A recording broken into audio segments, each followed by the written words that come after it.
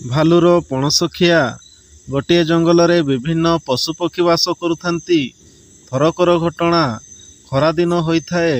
ଗୋଟିଏ ଭାଲୁକୁ ଭୀଷଣ ଶୋଷ ଲାଗିଲା। ସେ ପାଣି ପିଇବା ପାଇଁ ଜଙ୍ଗଲ ପାଖରେ ଥିବା ଝରଣା ଆଡ଼କୁ ଚାଲିଲା। ଝରଣାଠାରୁ କିଛି ଦୂରରେ ଗୋଟିଏ ପଣସ ଗଛ ଥାଏ। ସେଥିରେ ଅନେକ ପଣସ ଫଳିଥାଏ। ସେଥିମଧ୍ୟରୁ ଗୋଟିଏ ବଡ଼ ପଣସ ପାଚି ଯାଇଥାଏ। ପଣସ ବାସ୍ନାରେ ଚାରିଆଡ଼ ମହକି ଉଠୁଥାଏ। ଭାଲୁ ପାଣି ପିଇସାରି ଫେରିବା ବେଳକୁ ତା ନାକରେ ସେ ବାସ୍ନା ବାଜିଲା। ପଣସ ତ ଭାଲୁର ପ୍ରିୟ ଖାଦ୍ୟ। ବାସ୍ନା ଶୁଙ୍ଘି ଶୁଙ୍ଘି ସେ ଯାଇ ଗଛ ପାଖରେ ପହଞ୍ଚିଗଲା। ଜହ୍ନରାତି, ଚାରିଆଡ଼ ପରିଷ୍କାର ଦେଖାଯାଉଥାଏ। ଗଛ ମୂଳରେ ପହଞ୍ଚି ଭାଲୁ ଦେଖିଲା ବିଲୁଆଟିଏ ଗଛ ମୂଳରେ ଛିଡ଼ା ହୋଇ ଗଛ ଉପରକୁ ଏକାଲୟରେ ଅନାଇ ରହିଛି। ମଝିରେ ମଝିରେ ଗଛ ଉପରକୁ ସେ କୁଦା ମାରୁଛି। ବିଲୁଆକୁ ଦେଖି ଭାଲୁ ଭୀଷଣ ରାଗିଗଲା।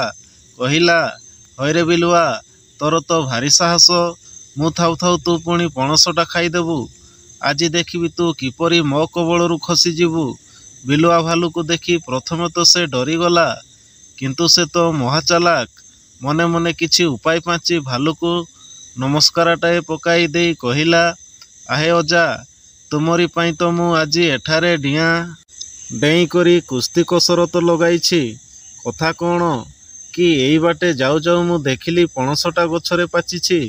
ସେତେବେଳେ ମୋର ତୁମ କଥା ମନେ ପଡ଼ିଗଲା। ଭାବିଲି ପଣସଟା ତୁମ ପାଇଁ ନେଇଯିବି। ପଣସ ଖାଇବାକୁ ତୁମେ କେତେ ଯେ ଭଲ ପାଅ ସେ କଥା ମୋତେ କ'ଣ ଅଜଣା। କିନ୍ତୁ କେଉଁଠି ତଡ଼ି ପାରୁଛି। ଯେତେ ଡେଇଁଲେ ବି ପଣସ ପାଖରେ ମୁଁ ମୋଟେ ପହଞ୍ଚି ପାରୁନାହିଁ। ଭାଲୁଟା ତ ଭାରି ବୋକା। ବିଲୁଆର କଥା ଶୁଣି ସେ କହିଲା, ଆରେ ଆରେ, ଏପରି କଥା। ଆଗରୁ ମୋତେ ସେ କଥା କହୁନୁ। ମୁଁ ଖାଲି ମିଛଟାରେ ତୋ ଉପରେ ଏତେ ରାଗିଲେଣି। ହେଉ, ଆଉ କଷ୍ଟ କରି ଡେଇଁବା କିଛି ବି ଦରକାର ନାହିଁ। ମୁଁ ନିଜେ ତଡ଼ି ଆଣି ଖାଇବି। ପ୍ରକୃତରେ ପଣସଟି ଗଛର ମୂଳଠାରୁ ପ୍ରାୟ ପୁରୁଷେ ଉଚ୍ଚରେ ଥିଲା। ବହୁତ ଚେଷ୍ଟା କରି ବିଲୁଆ ତାକୁ ତଡ଼ି ନ ପାରି ହତାଶ ହୋଇ ଛିଡ଼ା ହୋଇଥିଲା। ଅବଶ୍ୟ ଆଉ ଥରେ ଦୁଇଥର ଚେଷ୍ଟା କରିଥିଲେ ହୁଏତ ତାହା ସେ ତଡ଼ି ପାରିଥାନ୍ତା।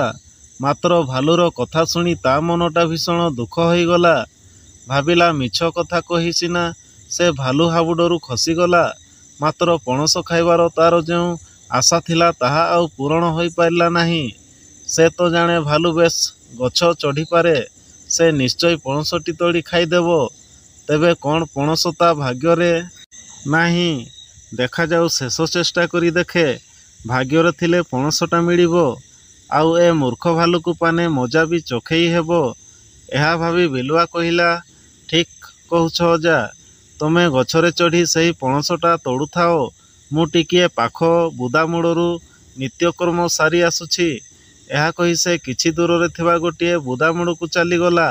ସେଠାରେ ଗୋଟିଏ ବଣୁଆ କୁକୁର ବାସ କରୁଥାଏ। ବିଲୁଆକୁ ତ ସେ କଥା ଆଗରୁ ଜଣାଥାଏ। କୁକୁର ପାଖରେ ପହଞ୍ଚି ବିଲୁଆ କହିଲା, ଆରେ କୁକୁର ଭାଇ, କ'ଣ ତୋର ସବୁ ଭଲ ତ? ଏହି ବାଟେ ଯାଉଥିଲି, ତୋ କଥା ହଠାତ୍ ମୋର ମନେ ପଡ଼ିଗଲା। ଭାବିଲି ଟିକିଏ ଦେଖି ଆସେ। ଗୋଟେ ଗୀତ ଶୁଣାନ୍ତୁନି? ତୋ ଗୀତ ତ ମୋତେ ଭାରି ଭଲ ଲାଗେ। ଏକଥା ଶୁଣି କୁକୁରର ମନ କୁଣ୍ଡେମୋଟ ହୋଇଗଲା। ବିଲୁଆ କଥାରେ ଭୁଲି ଯାଇ କୁକୁର କହିଲା, ହଇ ହେ ନନା, ଇଏ ଗୋଟାଏ କଥା। ହେଉ ଶୁଣ, ମୁଁ ଗାଉଛି। ଏହା କହି କୁକୁର ଆଖି ବୁଜି ଉଚ୍ଚସ୍ୱରରେ ଭୋ ଭୋ କରି ରଡ଼ି ପକାଇବାକୁ ଲାଗିଲା। ବିଲୁଆ ଏ ଭିତରେ ସେଠାରୁ ଖସି ଆସି ଭାଲୁ ପାଖରେ ହାଜର ହୋଇଗଲା। ଭାଲୁ ସେତେବେଳକୁ ପଣସଟା ତଡ଼ି ତଳକୁ ଓହ୍ଲାଉଥାଏ। ବିଲୁଆ କହିଲା, ଅଜା, ପଣସ ଶଖିଆ ସେତିକି ଥାଉ। ପଣସକୁ ତଳେ ଥୋଇଦେଇ ଶୀଘ୍ର ଚାଲ ଲୁଚିଯିବା। ମୁଁ ଦେଖି ଆସିଲି ଦୁଇଟା ଶିକାରୀ କାନ୍ଧରେ ଧନୁ ତୀର ପକାଇ ସାଙ୍ଗରେ କୁକୁର ଧରି ଏଇ ଆଡ଼କୁ ଆସୁଛନ୍ତି।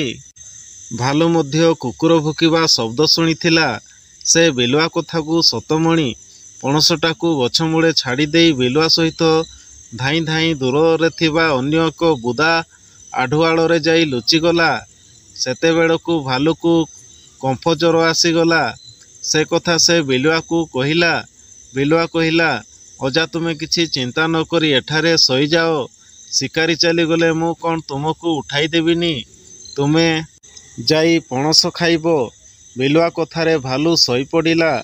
ତାପରେ ବିଲୁଆ ଚୁପଚାପ ଗଛ ମୂଳକୁ ଯାଇ ମନ ଇଚ୍ଛା ପଣସ ଖାଇଲା। ଖସାତକ ସବୁ ଖାଇସାରି ଚୋପାଗୁଡ଼ାକ ଏପରି ବାଗେଇ ରଖିଦେଲା ଯେ ଯେପରି ପଣସଟି ଗୋଟା ଥୁଆ ହୋଇଛି ବୋଲି ଜଣାପଡ଼ିବ।